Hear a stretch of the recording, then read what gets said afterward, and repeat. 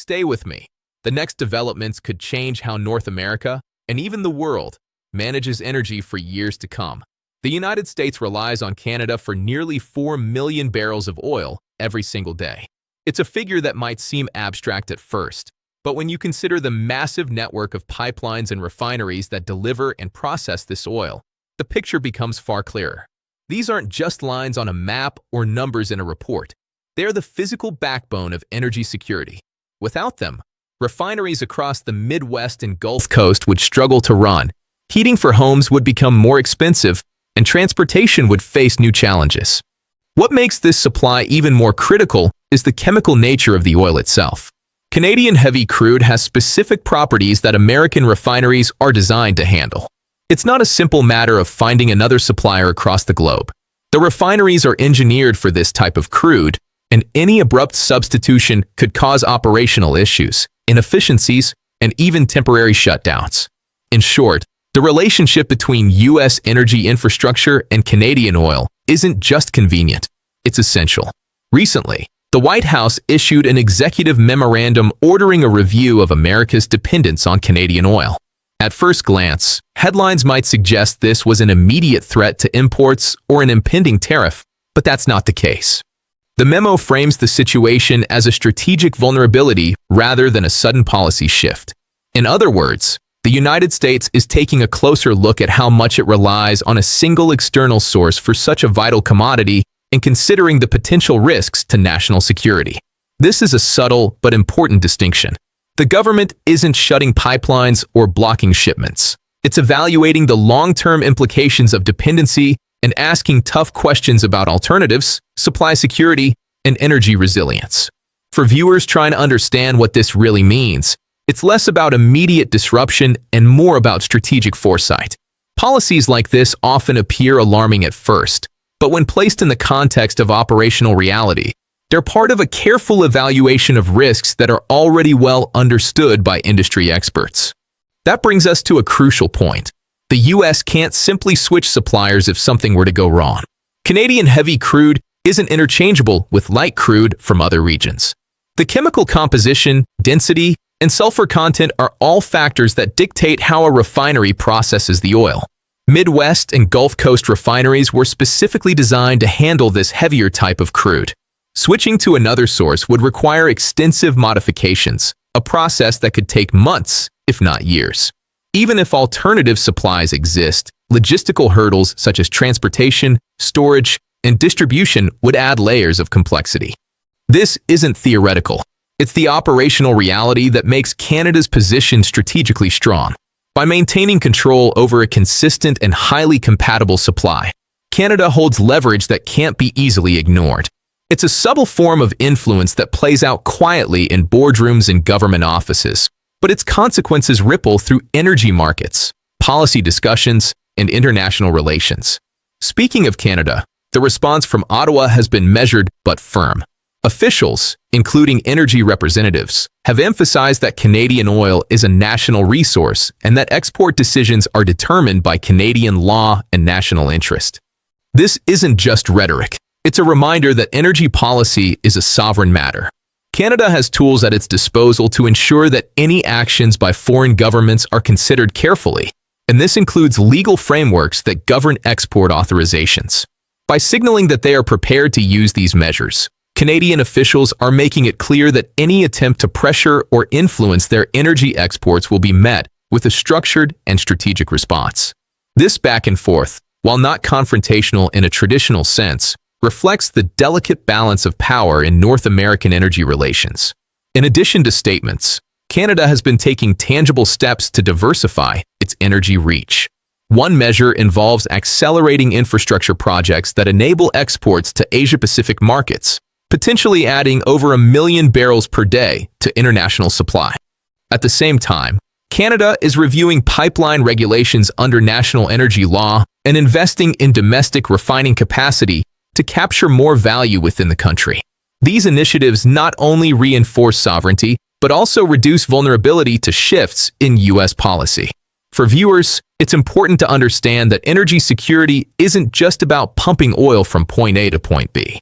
It's about managing infrastructure, refining capacity, and export flexibility in a way that maintains both economic benefit and strategic autonomy. The market has already started to react. U.S. crude futures have seen notable volatility, reflecting concerns about supply stability and refinery operations. Stocks of companies reliant on Canadian heavy crude have experienced fluctuations, particularly in regions where refineries cannot easily switch inputs. This isn't just a financial story. It has direct consequences for communities where these refineries are major employers, affecting jobs, local economies, and energy costs. Political responses have followed, with legislators from impacted districts calling for engagement and dialogue, emphasizing the need for careful management to avoid disruption. All of this underscores how interconnected energy decisions are. They're not confined to policy papers, but affect real people, local economies, and everyday life. Looking at potential outcomes, analysts see a few possible scenarios. One involves a moderated approach in Washington, recognizing that a rapid pivot away from Canadian oil is unrealistic.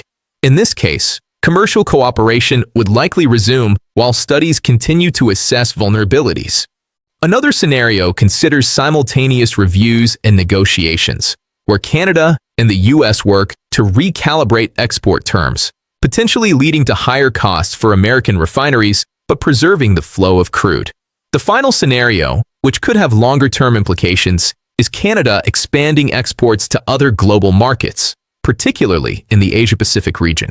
If that happens, structural leverage could shift permanently toward Canada, reshaping trade relationships and energy security calculations for the United States.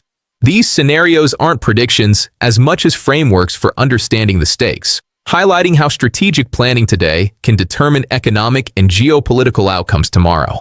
Beyond supply and policy, this situation raises broader questions about energy resilience. The U.S. is heavily dependent on a single neighbor for a critical resource, and that dependency is not easily mitigated.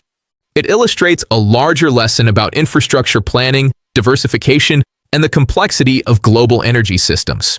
Even when resources are abundant, logistical, chemical, and regulatory factors create constraints that can't be ignored.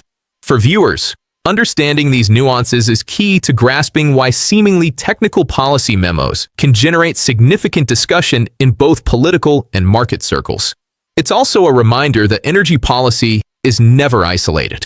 Decisions made in Ottawa or Washington reverberate across financial markets, industrial operations, and international diplomacy. When one nation evaluates the security of its supply chain, it forces its partners to consider contingency plans, investment timelines, and long-term strategy. In this case, Canadian heavy crude isn't just a commodity. It's a lever of economic and strategic influence, one that has quietly shaped North American energy relations for decades. For the everyday consumer, the effects are subtle but tangible. Gasoline prices, heating costs, and even the availability of certain products can be influenced by how smoothly these supply chains operate. And while immediate shortages aren't imminent, awareness of potential vulnerabilities encourages more informed discussion about energy policy, economic security, and international cooperation. By framing these developments in accessible terms, viewers gain a clearer sense of why pipeline infrastructure, refinery design, and export law matter, not just for governments, but for all of us who rely on consistent, affordable energy. So what should we watch for next? Keep an eye on further policy statements from the White House, updates on pipeline projects and refinery adjustments, and any Canadian announcements regarding export strategies or infrastructure expansion. Each development offers insight into how North America manages the delicate balance between supply, security, and sovereignty. And while the headlines may focus on politics or numbers, the underlying story is about planning, foresight, and the interdependence that defines modern energy systems. As this story unfolds, it's also worth reflecting on the broader implications. How resilient is the United States to supply disruptions? What lessons can other nations learn about strategic dependencies? And how might shifts in global demand and infrastructure investments change the balance of influence over the next decade? These are questions that don't have immediate answers, but following developments closely will help viewers understand the practical, economic, and geopolitical forces at play. Comment below with your thoughts. Do you think the U.S. can reduce its dependency without major disruption? Or is Canada likely to maintain its strategic edge for years to come? Your perspective adds to the conversation, helping all of us grasp the real-world impact behind headlines. Stay tuned. As more details emerge, this story could reshape how energy security is discussed across North America and even influence global markets in ways most people aren't yet considering. The coming months will be critical in defining not just trade flows, but the balance of strategic influence, the resilience of infrastructure, and the lessons for nations watching from around the world.